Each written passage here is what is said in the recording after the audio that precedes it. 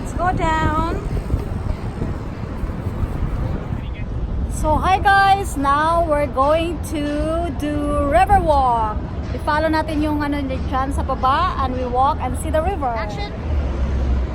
This is Michigan Avenue. We're gonna go down and walk the river. That's the Chicago Tribune. I believe the paper's been around since the early 1900s. And we'll go from there. There's a Trump building on the other side, but I will reserve my comments Later. on that. Okay, don't forget to. Wait, don't forget. Don't forget to like and subscribe.